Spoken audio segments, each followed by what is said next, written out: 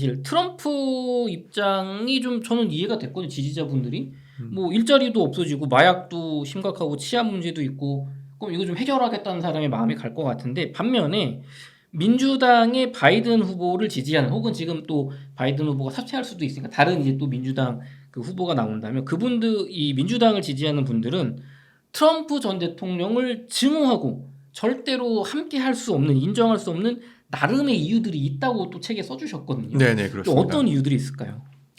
제가 책에서도 자세히 그 부분을 썼는데요. 바이든 지지자들이 트럼프 전 대통령, 트럼프 후보를 부를 때 이렇게 부릅니다. 거짓말쟁이, 미치광이, 파시스트라고 봅니다. 이게 이 말에 모든 게 다 함축되어 있다고 봅니다. 그러니까 바이든 지지자 혹은 민주당 지지자 혹은 그 민주당을 지지하지 않더라도 트럼프 대통령을 싫어하는 사람들은 왜 싫어하는지 이 세 가지에 다 들어있는데요. 일단 거짓말쟁이.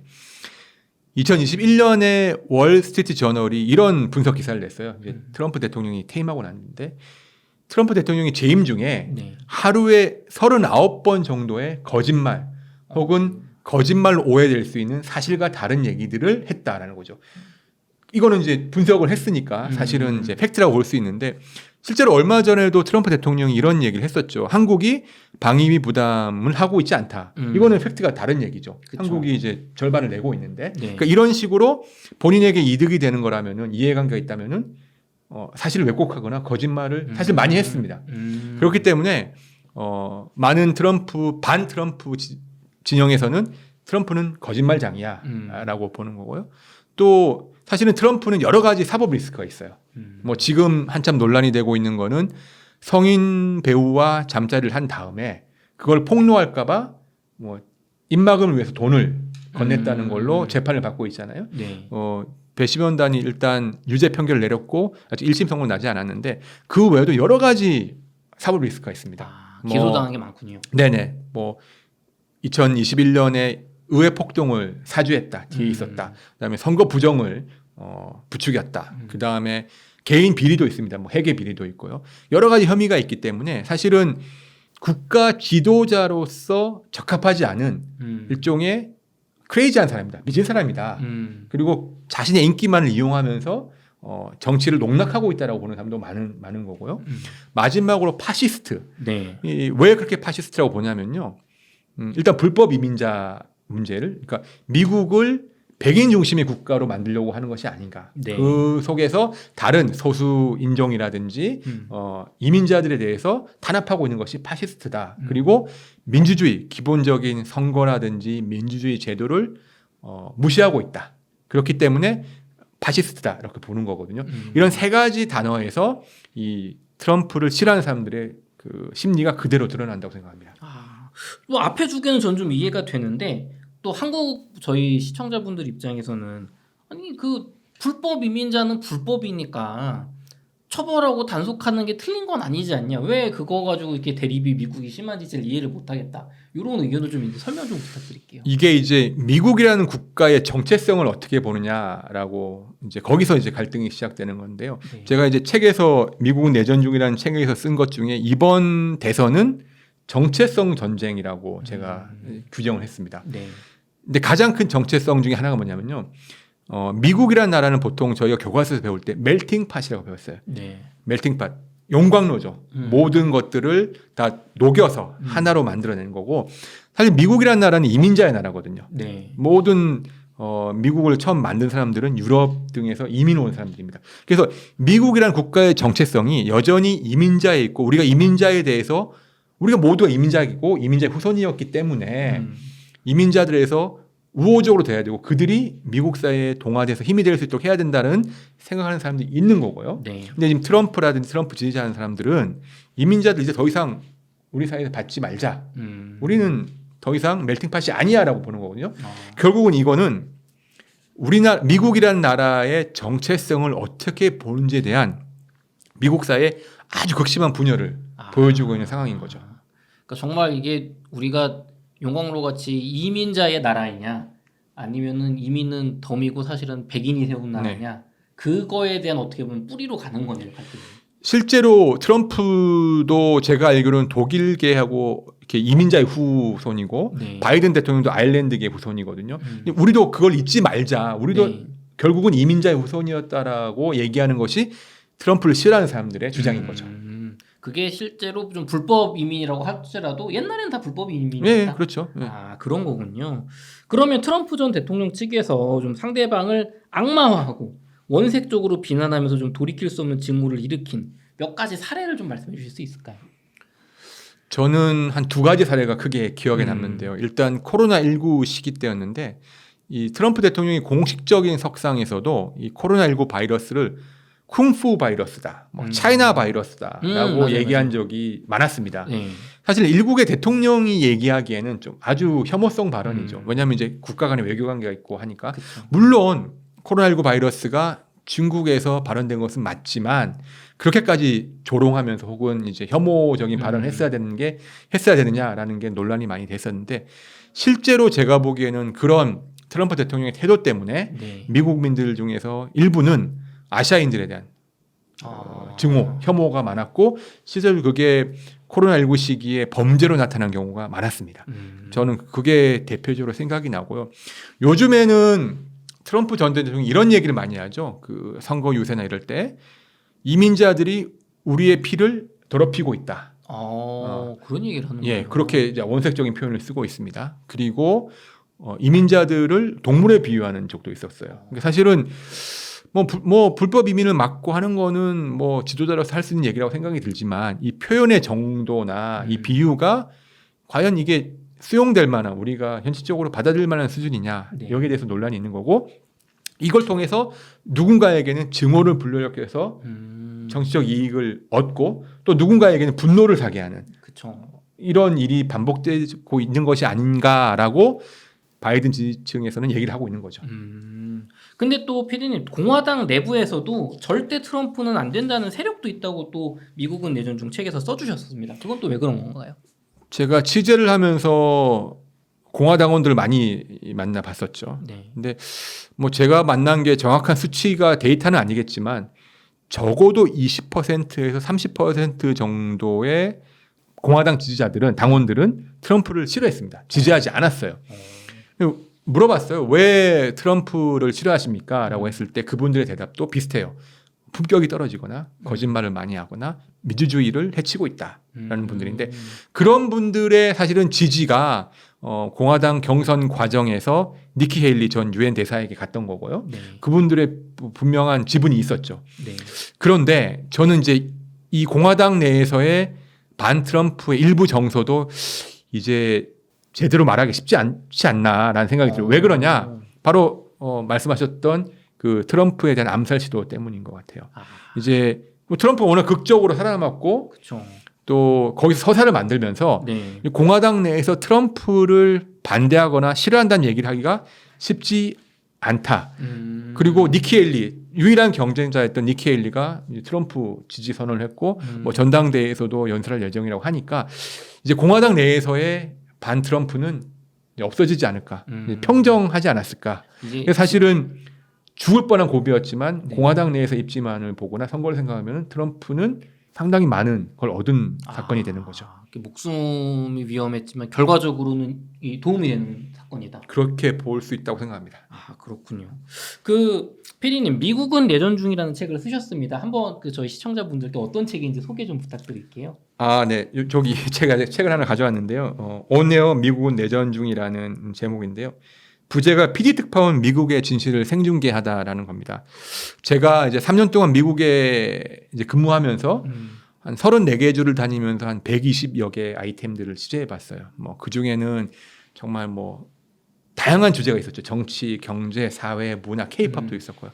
그런데 제가 그 취재하면서 가장 느꼈던 것 중에 하나는 미국 사회의 분열이 정말 준내전 상황으로 심각하구나라는 걸 느꼈고 이것을 좀 한국의 시청자들, 독자들에게 마치 방송을 보듯이 생중계하듯이 좀 전달하고 싶다. 그래서 쉽고 재밌게 썼고요. 그래서 사실은 제목에 오네요. 네. 지금 방송 중이라는 것도 넣었고요. 아마 책을 읽으신 분들은 이런 얘기를 하시더라고요.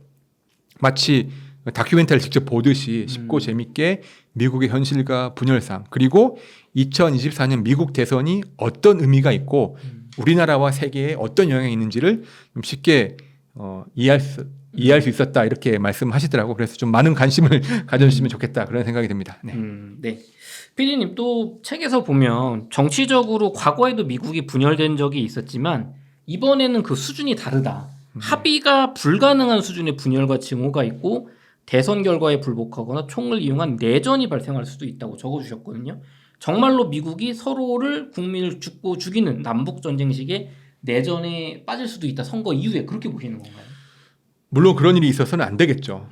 그런 일을 막아야 된다고 생각하고 다만 저는 걱정스러운 게 그 정도까지는 아니더라도 상당한 수준의 갈등과 분열, 충돌이 있을 수 있다라고 생각을 하는데요. 그 이유는 일단 승복하지 않는 문화가 네. 발생했다는 거, 생겨났다는 거죠.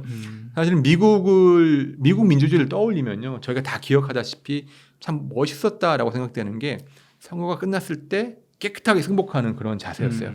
2000년에 엘고가 그랬고요, 2008년에 존 맥케인이 그랬고요, 2016년에 힐러리 클린턴이 그랬죠. 근데 2020년에 트럼프가 처음으로 승복하지 않습니다.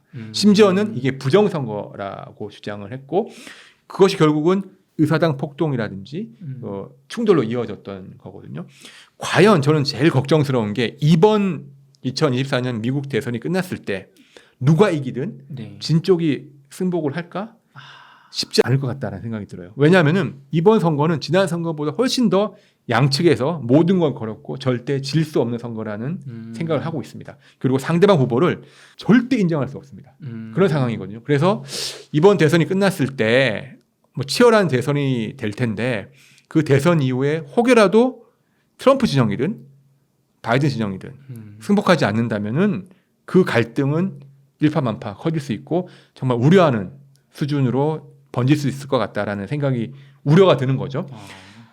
이 승복하지 않을 것 같다라는 두려움은 걱정은 트럼프 진영도 마찬가지지만 네. 저는 바이든 진영에서도 쉽게 승복하지 않다. 일부에서는 승복하기 힘들 거다라는 생각이 들어요.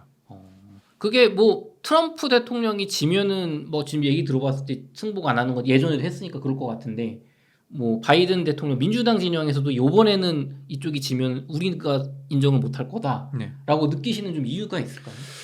일단 제가 직접 만났을 때 2016년, 2020년 대선에 비해서 반 트럼프 진영의 그 적대감이라든지 혐오감 이것은 적개심은 너무 상상을 초월하는 상황이에요. 그리고 2020년 그 BLM 때도 아까 말씀드렸다시피 실제로 총격전이 벌어졌고 이 사람들은 트럼프가 집권하는 것은 독재 국가, 파시스트 국가로 돌아가는 것이다. 미국이 민주주의 국가를 포기하는 거다라고 생각하는 거거든요. 약간 히틀러가 들어오는 그런 느낌인 거죠. 그래서 실제로 그분들의 집회 현장을 가보면 이 트럼프 얼굴에 히틀러를 붙인 그런 선전물도 많이 있습니다. 그래서 무장을 폭력시를 해서라도 이 트럼프가 들어오는 걸 막아야 된다고 생각하는 사람들이 존재합니다. 그런 사람들이 분명히 대선 결과에 불복하지 않을 가능성이 많다. 저는 그렇게 생각하고요. 뭐 미국에서는 일부에서는 미국의 의회 의원들이 이 트럼프가 대통령이 되는 거를 뭐 승인하지 않는, 인준하지 않는 그런 일도 벌어지지 않을까라고 우려하는 상황도 있습니다. 의원들이 인정을 안 하면은 미국 뭐 어떤 헌법에 의해서 대통령이 될 수가 없는 그런 게 있는 건가요? 예, 뭐 지난번에 2021년에 똑같은 상황이었죠. 이제 의회의 비준을 막기 위해서 트럼프가 의회를 점령했던 거잖아요. 그런 식으로 의회 비준을 막으면 형식적으로는 어쨌든 이제 그 과정이 끊기는 거니까 그쵸. 그렇게 해서라도 트럼프가 대통령 되는 걸 막아야 되는 게 아닌가. 이건 뭐 우려입니다. 우려가 있는 거고요.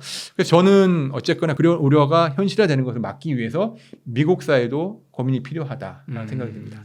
그러면 PD님 제가 좀 확실히 와닿질 않아서 그러는데 우리나라도 진보 진영과 보수 진영이 이렇게 대통령 선거나 대선 뭐 이렇게 총선을 하면 상대방을 뭐 악마화한다거나 하면서 공격하는 사태가 있지 않습니까? 그럼 우리나라에서 일어나는 어떤 대통령 후보 간에 뭐 서로 상대 진영에 대한 뭐 이렇게 인정하지 않음 그거를 이제 뭐 백이라고 봤을 때 그럼 느끼시는 미국의 저 트럼프와 바이든 진영 간의 그 적개심은 이 곱하기 뭐 몇 정도가 될까요? 우리나라가 이제 수치로 환산하기 힘들지만 분명히 큰 건 더 사실입니다. 우리가 느끼기에도 사실은 정치의 양극화가 심하잖아요. 맞아요. 미국은 훨씬 더 심합니다. 제가 예를 들어 드릴게요. 트럼프 대통령 하면 떠오르는 게 우리 흔히 얘기하는 굿즈죠. 네. 모자, 맞아요. 티셔츠. 이번에도 바로 그 피격 그 암살 시도 당하자마자 3일 만에 티셔츠가 팔렸잖아요. 3시간 만에. 네, 맞아요. 전 세계에서 민주진영 투표로 지도자를 뽑는 나라 중에서 네. 이렇게 팬덤이 강한 지도자가 있습니까? 없어요. 그만큼 트럼프에 대한 지지층은 충성 지지층은 일종의 종교화되어 있습니다. 그분들이 생각하기에 트럼프의 패배는 일어날 수 없는 일이고 그건 신이 트럼프를 도와서 당연히 당선돼야 되는 거고 지난번 대선은 이 바이든 정부와 부패한 관료들이 조작을 해서 부정선거한 거야. 떨어진 거다라고 생각을 하고 있기 때문에 절대 받아들이지 못할 겁니다. 그러면은 PD님 또 미국에서 현지에서 있으시다 보면 바이든과 트럼프 지지자 사이에 서로 뭐 사조직을 만들어서 서로 죽고 죽이는 그런 일이 발생하고 있다고 책에 써주셨거든요. 네네. 실제로 그런 일이 있나요 지금? 바로 며칠 전에 있었죠. 그렇죠. 그래서 말씀드리고 듣고 네. 그런 암살 시도가 있었는데. 네, 며칠 전에 뭐 그 용의자가 예. 피의자가 뭐 바이든 지지자인지 모르겠습니다만 아직 그거는 이제 수사 중에 있는 것 같은데 어쨌든 유력한 대선 후보 전직 대통령을 암살하려고 하는 시도가 있었죠. 네. 시도가 있었고 거기에 대해서 공화당 측에서는 너희 민주당이 트럼프를 악마했기 때문이야라고 주장을 하고 있는 거고요. 지금 이 순간에 또 누군가는 네. 반대로 트럼프를 암살 시도했다는 것에 분노해서 음. 복수심에 불타고 있는 사람이 있을 수도 있을 겁니다. 음. 그렇겠죠. 그리고 실제로 아까도 말씀드렸다시피 2020년경에는 BLM 시위, 흑인의 생명도 소중하다. 그 시위 한참 인종차별 반대 시위가 격화됐을 때는 이 극우와 극자가 있는 민병대 혹은 이제 무장 조직끼리 서로 총격전을 벌여서 서로 죽이는 일이 발생했고요. 저는 그래서 이번 대선에서 대선이 끝난 다음에 미국이 이 분열과 이 갈등을 잘 치유하는 것이 정말 중요하다. 그런 생각이 듭니다. 근데 미국은 총기를 가진 나라지 않습니까? 네. 그냥 말로 끝나는 갈등이 아니잖아요, 이게. 그게 제일 걱정스러운 거죠. 사실 어제 같은 경우에도 그 트럼프 전 대통령에 대한 암살 시도가 네. 총기로 이루어졌잖아요. 그렇죠. 그리고 이거는 사실은 쉽게 막을 수 없는 일들이 곳곳에 벌어질 수 있고 뭐 아까 제가 말씀드렸지만은 트럼프 지지자 중에서는 총을 갖고 계신 분들이 꽤 많이 있거든요. 네. 그렇기 때문에 상당히 우려되는 부분이죠. 그렇군요. 피디님 책에서 CNN과 폭스뉴스 같은 미국 언론에서 연일 가짜 뉴스가 나오고 편향된 뉴스를 생산하다가 뭐 양쪽 그 어떤 채널의 대표 앵커가 하차하는 사태까지 발생했다고 적어주셨거든요. 네네. 언론도 극단적인 편가르기가 지금 수년째 진행된다고 적어주셨습니다. 우리가 흔히 생각하기 한국도 언론이 많이 나눠져 있다고 생각을 맞아요. 하잖아요. 우리나라도 그렇게 생각하죠. 그런데 표면적으로는 아닙니다. 사실은 우리나라는 언론들이 내가 누구 편이야라고 직접 말하진 않죠. 그렇죠. 우리는 어쨌든 공정하게 네네. 한다는 게 표면적으로라도 있죠. 근데 미국은 공개적으로 언론이 특정 진영이나 특정 후보를 지지합니다. 그걸 공개적으로 나타내요. 이번 대선에서 우리 신문사는 우리 방송사는 누굴 지지합니다. 그렇기 때문에 그런 갈등이 더 표면화되는 거고요. 대표적인 친 바이든, 친 민주당 언론이라고 하면은 뭐 우리가 잘 아는 CNN이 있고 뉴욕 타임스가 있겠고요. 대표적인 친 공화당, 친 트럼프 언론은 폭스뉴스 등이 있는데 언론들이 사실은 분열을 부추기고 있죠. 제가 보기엔 안타깝지만 뭐 예를 들면은 지난 대선 때 2020년에 바이든 당선이 확정됐을 때 그 생방송에 출연했던 흑인 패널이 뭐 감격에서 눈물을 흘립니다. 그러면서 서로 축하 인사를 전해요. 사실 저희가 보기엔 너무 공정하지 않고 편파적인 방송이죠. 그렇게 느껴지네요. 네네. 그리고 또 다른 앵커는 생방송 중에 아주 합리적인 비판이 아니라 트럼프 대통령을 조롱하는 멘트들을 했어요. 네. 그런 방송이 나간 게 사실입니다. 근데 반대로 또 폭스뉴스에서는 그 트럼프 대통령이 계속 주장하고 있는 선거 부정론의 메인 스피커가 바로 폭스뉴스였어요. 사실은 이 선거 부정론은 당시 선거를 진행했던 트럼프 지정에 있는 사람들도 인정하지 않는 사실이거든요. 그런데 언론이 그 스피커 역할을 해줬고 트럼프가 아까 제가 거짓말을 좀 많이 한다고 말씀드렸잖아요. 그 거짓말이나 혹은 가짜 뉴스의 주요 창구가 사실은 이 폭스뉴스였거든요. 그래서 사실은 이 언론이 서로 상대방에 대한 의견을 전달해주면서 민주주의의 공론장이 되는 것이 아니라 상대방을 공격하고 진영을 나누는 역할을 했고 그 이유는 사실은 상업적인 이익이 있는 거죠. 아. 이 자기 채널을 듣고 싶어하는 사람들의 듣고 싶은 얘기를 해줘야지 광고가 팔리고 이익을 보니까요. 피디님 지금 방금 해주신 말씀은 저는 들으면서도 우리나라에서도 지금 일어나고 있는 일이 아닌가 좀 뜨끔한 생각이 들긴 합니다. 네네. 참 걱정되는데 그럼 이렇게 또 양쪽의 뉴스를 이게 편향된 뉴스를 만들던 양쪽 대표 앵커가 근데 왜 하차는 왜 한 거예요? 제가 책에는 자세히 썼는데 네. 일단 CNN의 그 돈 레몬이라는 네. 아주 유명한 앵커 있어요. 흑인 앵커인데 네. 이 사람은 이제 그 트럼프 지정에서 보면은 너무너무 싫어할 만한 걸 다 갖추고 있어요. 아. 흑인인데다가 네. 동성애자입니다. 게이입니다. 게이. 네. 그러니까 너무 싫은 거죠. 네. 이제 트럼프 진영은 낙태라든지 동성애를 반대하고 있기 때문에. 근데 이 사람이 뭐 진행을 하다가 네. 아까 제가 그 트럼프를 조롱했다는 네. 앵커 있죠. 그 사람이 이 사람입니다. 아, 그 프라임 타임에서 진행을 했던 사람인데. 네. 근데 이 사람이 다른 쪽에 사고를 쳐요. 어떤 거냐면은 그 니키 헤일리라는 이제 트럼프 전 대통령의 유력한 경쟁자가 여성이잖아요. 네. 전 유엔 대사가 이제 대선에 뛰어들겠다. 내가 경선에 나가보겠다고 했을 때 이 돈 레논이 어떻게 얘기를 하냐면은 여자의 전성기는 3, 40대 아닌가요? 라고 얘기를 하는 거예요. 그러니까 이 니키 헤일리도 젊지 않다. 나이 든 여자다라는 거를 말하기 위해서 했던 건데 상당히 어떻게 보면 여성들이 보기에는 불쾌한 불쾌할 말이죠. 수 있겠네요. 네. 네. 여성의 전성기가 있어? 맞아요. 젊은 여자가 또 전성기란 얘기야? 그쵸, 나이 든 그쵸. 여자는 뭐야? 뭐 이렇게. 외적으로 그렇다고 뭘 붙이지 않았으면 네네. 그렇죠? 그래서 불매 운동이 일어납니다. 아. 불매 운동이 일어나고 또 여성들의 보이콧이 있고 네. 그래서 결국은 이제 CNN에서 계약 해지 하차를 통보했고요. 아. 이 폭스뉴스의 터커 칼슨이라는 네. 이제 대표적인 앵커인데 이분은 사실 뭐 트럼프의 둘도 없는 친구이자 영혼이에요. 뭐 거의 계속해서 서로 이번에도 트럼프 대통령이 단독 대담을 몇 달 전에 이 앵커랑 했었는데 이 앵커도 아주 프라임 타임에 폭스뉴스의 그 시청층을 이끌고 있었는데 네. 이분은 아까 말씀드린 대로 계속해서 선거 부정론을 기정사실화해서 방송을 해요. 네. 그러다가 소송을 당합니다. 이 개표기를 만들었던 회사에서 소송을 해요. 우리가 왜 부정을 했다는 거냐? 아, 우리 개표기로 제대로 네. 선거 치렀는데 왜 자꾸 그런 걸 더 씌우냐? 예, 그런데 재판부에서 개표기 제조회사에 손을 들어줘요. 그러면서 폭스뉴스에 제가 정확한 금액은 기억나지 않는데 아주 천문학적인 배상을 해라. 제가 책에서 봤을 때 막 네. 한 6, 7조 했던 것 같은데. 조단이었던 것 같은데. 폭스뉴스 입장에서는 정말 회사에 큰 엄청 손해를 입힌 거죠. 그래서 해고가 되는. 사실은 본인들이 지지했던 세력을 혹은 그 지지를 업었던 세력을 배반한 거죠, 사실은.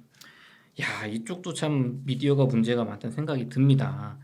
피디님, 그럼 미국이 이렇게 대선 후에 정말 내전에 가까운 분열이 일어나거나 국론이 통일되지 않으면 좀 우리나라의 정치 외교적으로 좀 악영향이 있을 것 같은데 좀 네네. 어떤 문제들이 예상이 되시는지요? 사실 저희한테는 그게 더 문제죠. 네. 뭐 미국은 내전 중이라고 제가 책 제목을 쓰긴 했지만 내전이 일어나서는 안 되고 국론이 분열돼서는 안 된다라고 저는 생각을 하고 있는데 어쨌든 그 정도의 차이는 있겠지만 그 분열은 아마 분명히 발생할 거고 갈등이 발생을 할 거거든요. 네. 자, 그러면은 우리나라에는 어떤 영향이 있을까 네. 생각했을 때 저는 사실 뭐 한국은 지금 뭐 그거를 부정하고 싶어 하시는 분도 있겠지만 우리는 어쩔 수 없이 미국에 큰 영향을 받습니다. 네. 미국과 가장 큰 동맹이고요. 지금의 안보 여건은 사실은 미국에 많은 영향을 받고 있죠. 미국이 분열된다는 거는 어떤 의미냐? 미국의 헤게모니, 미국이 지금까지 누려왔던 사실 미국은 2차 대전 이후에 세계 최강대국으로 불리며 왔죠. 경제적으로나 네. 군사적으로나. 근데 그 헤게모니가 흔들릴 수 있다는 거거든요. 쉬운 비유를 하나 들어드릴게요. 우리 학교 다닐 때 동네에서 제일 힘센 친구가 있으면 그 친구가 동네를 평정했다. 네. 그 친구가 함부로 할 수는 있겠지만 어쨌든 1인 체제가 있죠. 그렇죠. 근데 그 한 친구가 힘이 약해지면 곳곳에서 그 친구에 대항하는 친구들이 나타납니다. 네. 나도 세, 나도 맞아요. 해볼만해. 나도 한번 예. 해볼 수 있어. 저는 국제 질서도 마찬가지라고 생각해요. 미국이 힘이 빠졌다는 걸 느끼기 시작하고 국론이 분열되는 순간 미국의 헤게모니는 약해지겠죠.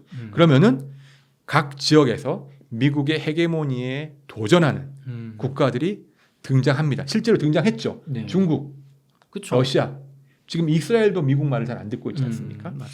예, 그렇게 되면은 국제 질서가 갈등이 심해지고 아주 복잡해지겠죠. 근데 우리나라는 무역도 대외 의존도가 많고 네. 안보도 사실은 강대국 사이에 있는 나라란 말이죠. 그랬을 경우에 과연 예전에 이 우리가 하던 대로의 외교나 한미 관계로 버틸 수 있을까? 혹시 다른 장애물이라든지 문제는 없을까? 정신 똑바로 차리고 지켜봐야 되는 상황이다. 그런 생각이 듭니다. 야, 저도 정말로 생각이 드는 게 만약에 미국이 그렇게 분열을 하게 되면 정말 중국의 시진핑 주석이 말하는 것처럼 대만 침공할 수도 있는 거고 그럼요. 예. 러시아 우크라이나 전쟁에서 미국이 발 빼면 러시아가 또 휩쓸 수도 있는 거고 이게 정말 보통 일이 아니라는 생각이 드는데 끝으로 PD님 저희 웅달책방 시청자분들을 위한 한 말씀 부탁드리겠습니다. 이제 오늘 미국에 대한 얘기들을 나눠봤는데요. 제가 이 미국은 내전 중이라는 책을 쓰면서도 여러 번 강조했던 것이 있습니다. 이게 미국에 있는 이 극단적인 분열 상황, 여기서 미국이라는 글자 주어를 한국으로만 바꿔도 아무런 이상한 적이 없습니다. 맞아요. 그러니까 한국도 그만큼 분열되어 있고 미국에서 일어나는 문제들이 판박이처럼 한국에서도 상당 부분 일어나고 있습니다. 다행스러운 거는 우리는 미국이라는 답안이 있습니다. 미국이 먼저 시험을 치르거든요. 그쵸. 이번 대선을 거치면서 다행스럽게도 미국이 좀 극심했던 분열과 갈등을 치유하면은 그것은 바로 우리한테 모범 답안이 될 것이고요. 그게 아니라 원하지 않았지만 미국이 좀 더 심한 갈등, 심지어는 정말 분열, 내전 상황이 간다. 그러면은 우리한테는 타산지석이 되겠죠. 그래서 우리도 3년 뒤에 대선이 있잖아요. 네. 미국의 대선이 어떻게 치러지고 있고 그것이 어떻게 결론지고 미국이 어떻게 갈등을 통합하는지, 갈등을 치유하는지를 유심히 지켜보고 우리도 배워야 된다. 그런 말씀을 꼭 시청자들한테 드리고 싶고요. 그래서 이 책도 읽어보시면 그런 부분들을 잘 이해하실 수 있을 거라 그런 생각이 듭니다. 네. 이렇게 해서 미국은 내전 중의 저자이신 KBS 강윤기 PD님을 모시고 오늘 인사이트를 나눠봤습니다. 긴 시간 동안 수고 많으셨습니다. 네, 고맙습니다.